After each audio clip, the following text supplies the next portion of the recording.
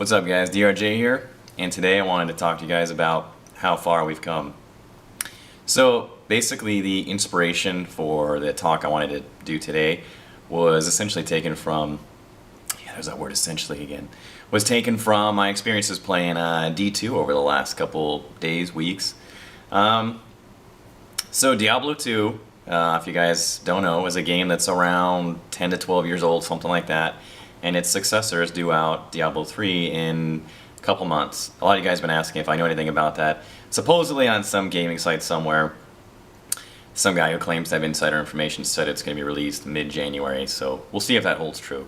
But what I wanted to talk about today is, like I said, how far we've come and look at the style and the way things were done in a game several years old, or a decade old, and the types of changes that are starting to happen in its successor, and what that means for other games, not only of that genre, but similar genres and genres that sort of bleed out into and how these types of changes are basically, the goal of them is to more or less enrich or make our experiences playing those games much more immersive, as a result of trying to, like I said, keep that focus on that gameplay and keep you in the game.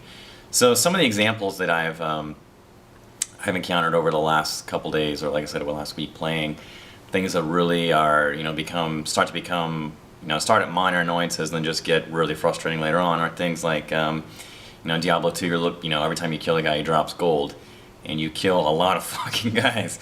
So it's annoying to have to pick up all that gold all the time, but at the same time, you're like, well, it's not, I want that gold, don't necessarily, I guess, really need it, but then if your merc dies a lot, which you will eventually, you do need it, so it becomes really frustrating. You have to essentially take yourself out of the game and be picking up hundreds and hundreds and hundreds of piles of gold.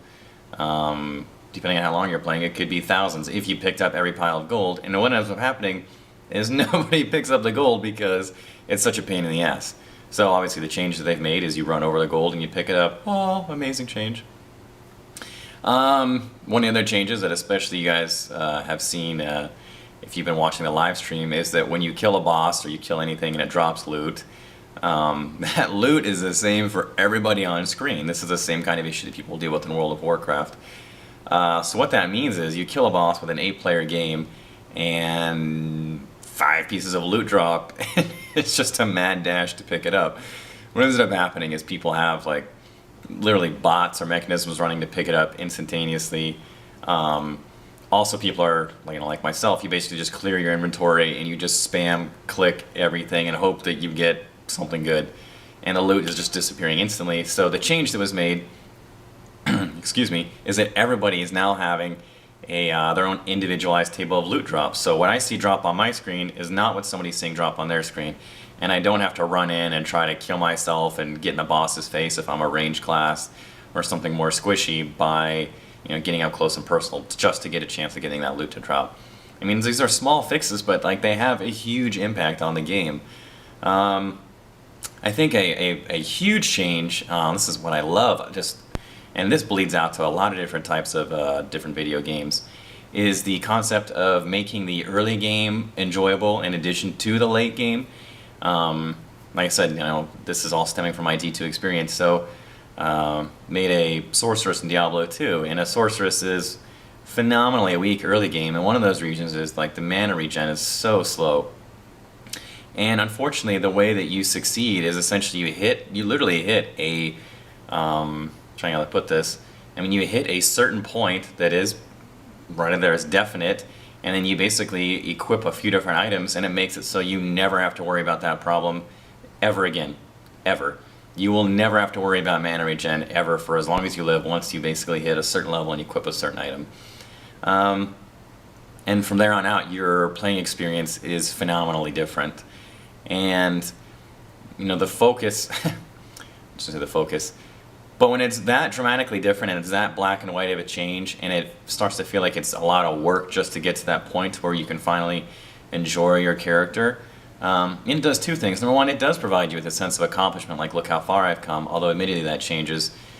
I don't know, it's not too late, it's not too early, that's only if you can afford it.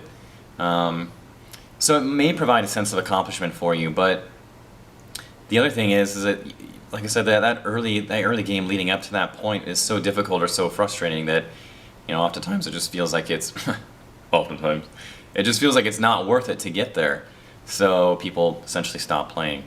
One of the things that they're doing in Diablo 3 is that with that sorceress class, the same class, instead of it making the early and late games so dramatically different, they are having the mana regen is basically the same throughout the entire game, and I think you can add to your mana pool and take away from that.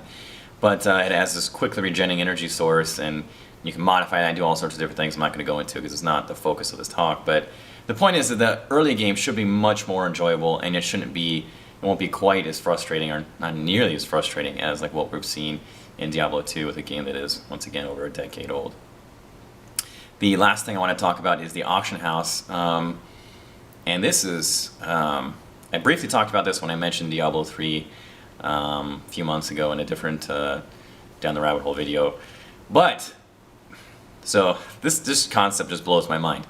So, virtual currency within Diablo 2 has no meaning. There's too much of it there. There's no real way to trade items. There is no auction house like you have in World of Warcraft or something like that. So trading was done essentially in trade channels and spamming what you have and hoping somebody had a different item that you can barter for and give that to them. So that was really frustrating. That's why we have currency in general, right? We have currency, so if you have eggs and I have bacon, if you don't want my bacon, I would be shit out of luck and vice versa. So we have currency to provide a medium in order to exchange our goods, so we don't both have to have an item that we want or need, right? I mean, it makes sense. It's actually a pretty amazing concept once you think about it, because we didn't always have currency. People used to barter for everything. And if you had something they didn't want, or you didn't have something they did want, you were fucked. So what happened in Diablo 2 is because their virtual currency lost its substance, is a outside third-party website called D2JSP created another virtual currency that was grounded in our real currency. And because it's grounded in our real currency, its value will never be lost, ever. It's incredible.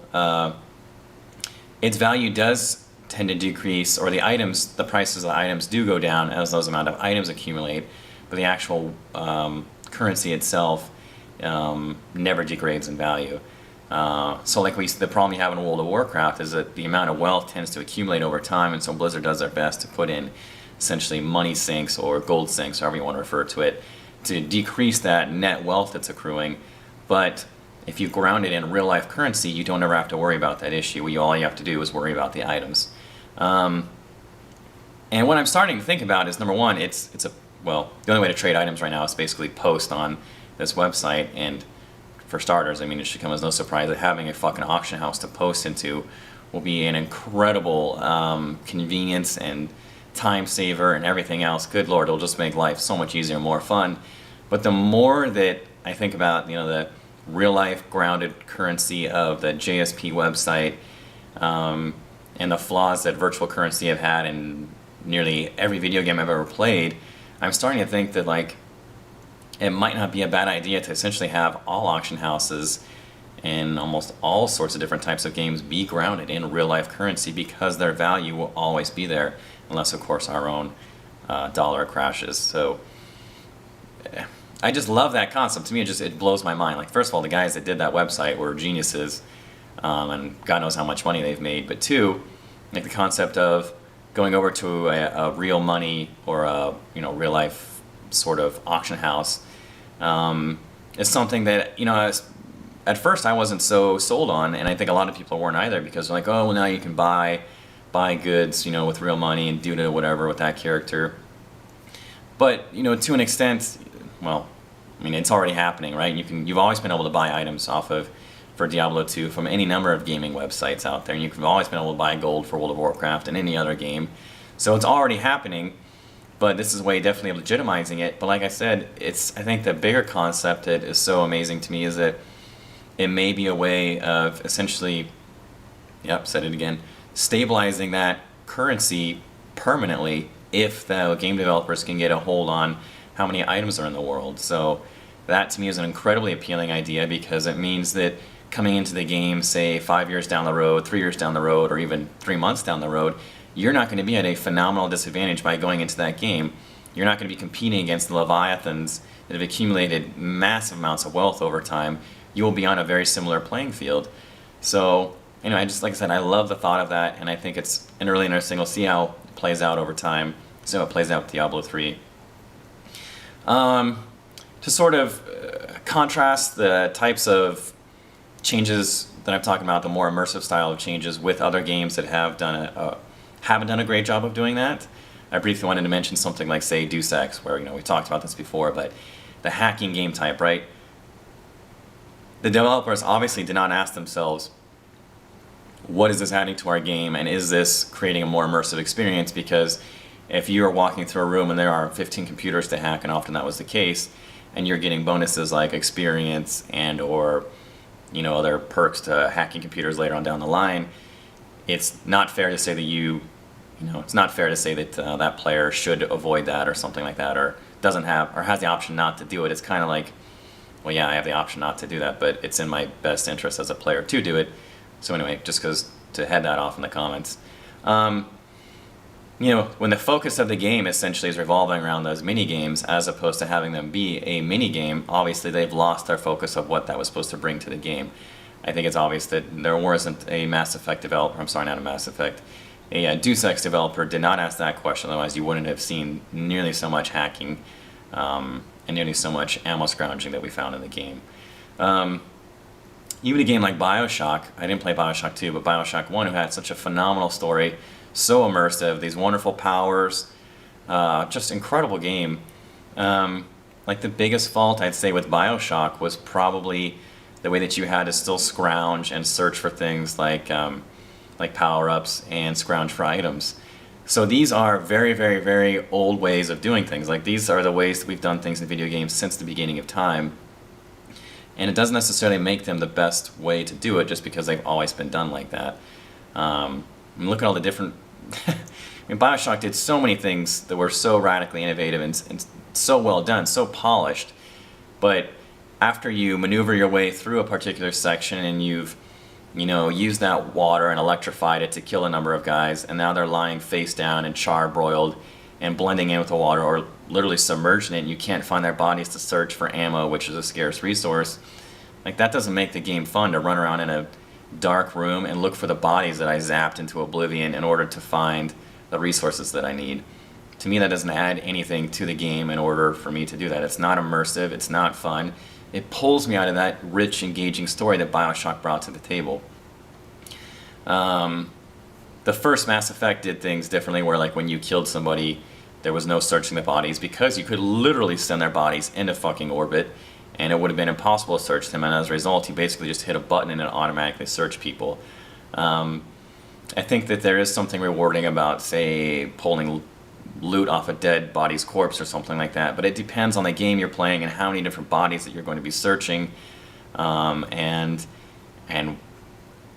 how you want to go about essentially doing that. Maybe the best way isn't to loot every individual corpse if you're killing 15 million different guys, like in Diablo, or even like say in Bioshock. Maybe the best way to do it would have been to leave a little glowing thing over their dead bodies, so you ran over that instead, as opposed to having to search and hunt and find their bodies, something like that. Or you hit a button and it brought up their corpses or something. There's a lot of different ways to do things, and I think that it's really difficult to balance all of these, because oftentimes people are, developers are trying to incorporate different elements in their games. They want puzzles. They want you to search for things. They want you to feel what it's like to not necessarily have massive amounts of ammo at your disposal. But it's very, very difficult to balance all of those and keep you immersed in the gameplay at the same time. So it's a real big challenge, but like I said, I think there are possibly some much, much better ways of doing things, and I think that I greatly admire Blizzard and Diablo 3 for taking a chance to go out of the box and actually do some things differently that have never been done differently before. And like I said, whether it's the potions or running over gold or the individualized loot, like these are all, I don't know, each one of these changes is perhaps relatively minor, but if you've played in these games, you know that their impact on the game will be absolutely huge. So, it goes without saying that I'm really excited for Diablo 3. As usual, any comments, criticisms, critiques, let me know and I'll do my best to respond.